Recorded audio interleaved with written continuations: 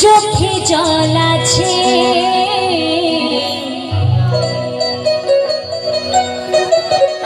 মুখে হাসি নেই শুধু চোখে জল আছে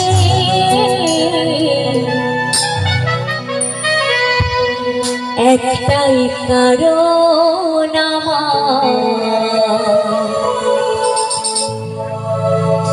প্রিয়া মরে গেছে। তাই প্রিয়সী বলছি একটাই কারণ প্রিয়া মরে গেছে।